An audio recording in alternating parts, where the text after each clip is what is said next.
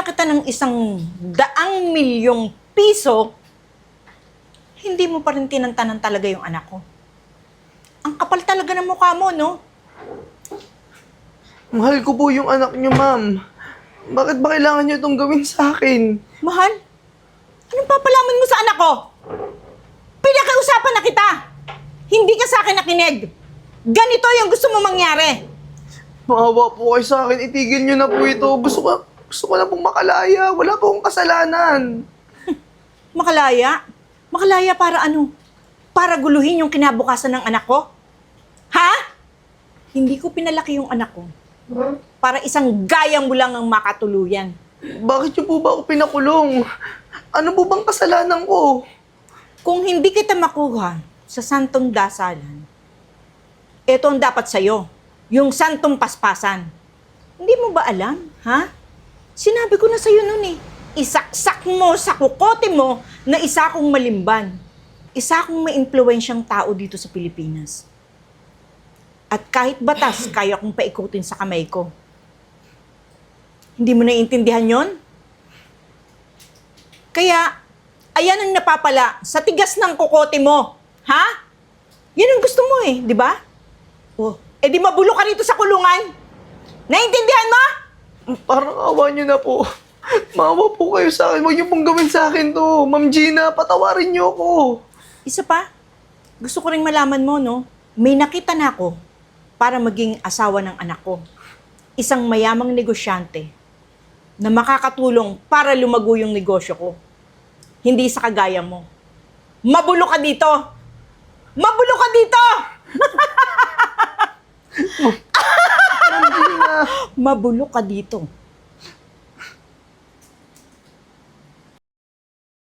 Ay, pasensya na po, young master.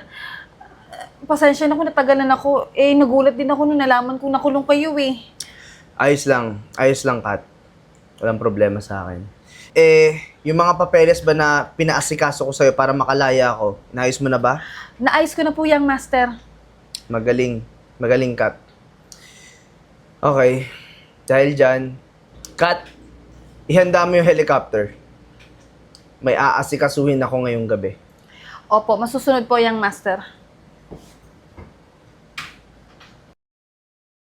Mama, baka naman pwedeng palayain mo na si Renz.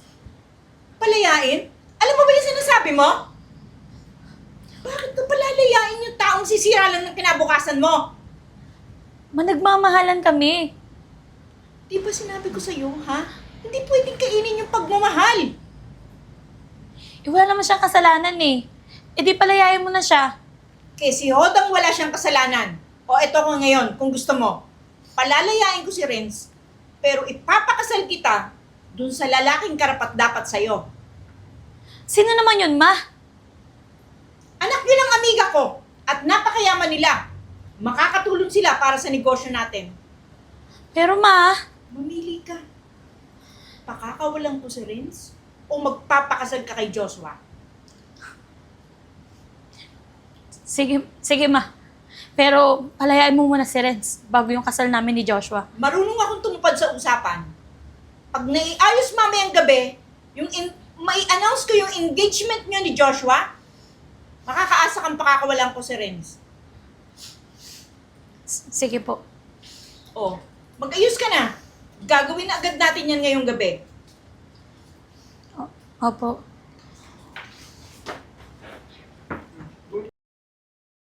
Good evening sa inyong lahat. Maraming salamat sa pagdalo nyo ng engagement party ng nag-iisa kong anak na si Aryan Malimban at sa kanyang magiging asawa na si Joshua Kilatan.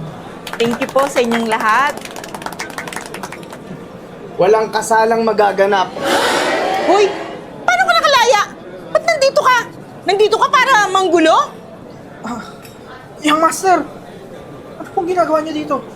Joshua, buti naman nakakakilala ka kung sinong mas mataas dito. Ikaw pala yung pakakasalan ng aking minamahal na si Aryan? Minamahal. Girlfriend niyo po siya? Tama ka. Pasensya na po, Young Master. Joshua, kilala mo ako.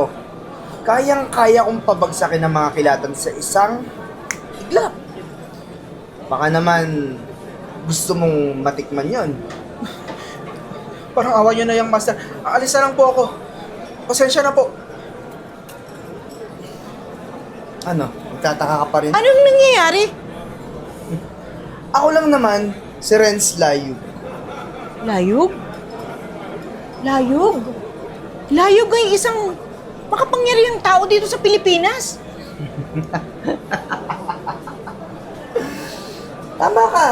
Layug Enterprise, Layug Corporation, Layug Group of Companies, lahat ng Layug dito na business ay akin.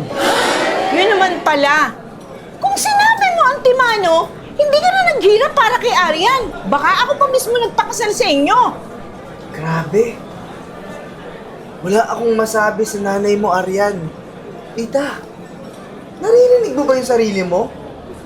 Malayong malayo nung panahon na nagpanggap ako bilang mahirap. Alam mo ba yung dahilan kung bakit ako nagpanggap? Kasi gusto ko makakilala ng isang babae na kaya kong mahalin. Hindi dahil mayaman ako, hindi dahil kung anong meron lang ako. Simpleng buhay, mahirap, at naramdaman ko lahat yung kay Arian. Totoo yun, Ma. Di ba sinabi ko nga sa'yo, may pera o wala. Gusto ko si Renz. Gusto ko si Renz makasama sa future ko. Siyempre naman anak, nag-aalala lang ako sa kinabukasan mo. Kaya ganun na naging reaksyon mo nung Ganon? magiging asawa mo yan. Ganon po? Napakapambahira niyo naman po pala. Kasi, ilang lait ang natanggap ko sa inyo, mga masasakit na salita. Halos, ibaba niyo ako bilang isang tao. Tapos, binayaran niyo pa ako. Tapos, pinakulong. Ang daming hirap na pinadanas niyo sa akin. Eh, paano na lang kung ibang tao yung nakaranas dun sa inyo? Hindi kayo marunong rumespeto sa tao. Nire-respeto niyo lang yung mga mahiyaman. Pero kapag mahirap, ini-itchapuero niyo lang. Ah, noon nga yun. Pero wag na natin sayangin ngayong gabing to. Gusto nyo i-announce ko yung engagement nyo? At idiretso nyo yung kasal. Matagal ko nang nakausap si Aren bago ako pumunta dito. Actually, nag-usap kami bago ako dumating. At kailangan nyo maturuan ng leksyon. Yvette! Chip! Sir Lai. Ano ibig sabihin nito? Kailangan nyong pagbayaran lahat ng kasalanan nyo. Pasensya na, Ma. Kailangan mo talaga pagbayaran mga kasalanan mo kay Renz. Sinabihan na kita noon pa eh. Pero hindi ka sa akin nakinig. Hoy, Renz! Baka naman pwede pag-usapan natin to. Chief, dalhin nyo na siya. Sumama ka na lang po ng mahinahon, ma'am. Renz!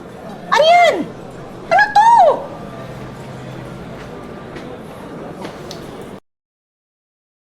Babe! Ingatan mo naman yung magiging baby natin. Ilang weeks na lang, manganganak ka na eh. Tsaka, sabi ng doktor, wag na masyadong malikot. Oo, di ba? Sabi din ni doktor, wag na daw muna ako magtrabaho. So, bed rest lang sa bahay. Siyempre naman, lahat ng buhay na gusto mo, baby, ibibigay ko sa iyong dalawa ng aking... Arian, anak. Mama? Kumusta ka na? Renz, sinilip ko lang kayo dahil gusto kong humingi ng pasensya sa lahat ng nangyari noon.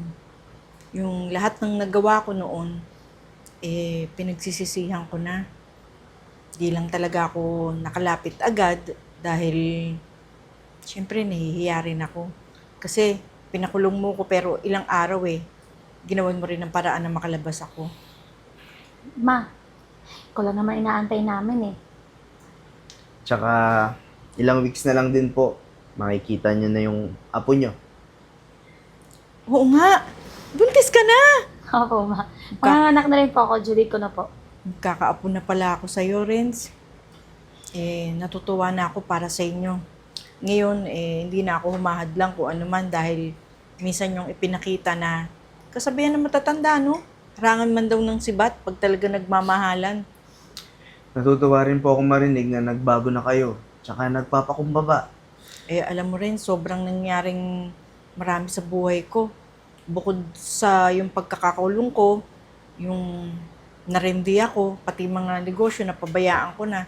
Ito nangyari sa akin, bagsak ang negosyo, kaya pag ganito na lang ako. Pero okay lang, siguro ito na yung bayad sa mga nagawa kong pagkakamali. Huwag kayong mag-alala, ma. Mabait to si Renz. Di Tsaka ba? matagal na po namin kayo napatawad. Tsaka hindi po ako papayag na pag lumabas na tong prinsesa namin, hindi makita yung napakaganda niyang lola. Inaantay lang din naman po talaga namin kayong bumalik. Tsaka tutulungan ko po kayong maibalik yung Malimban Corporation. Talaga? Akala nyo ba? Nakasubaybay rin ako sa inyo. Hindi nyo lang alam. Alam ko na anniversary nyo ngayon. Kaya babatiin ko na kayo. Happy anniversary. Mag-celebrate kami, ma. Sumama na po kayo. Talaga? Sige. Baka pag may free time po kayo po mag-alaga sa prinsesa ko. Walang problema. Okay lang. Tara na po, kain na tayo.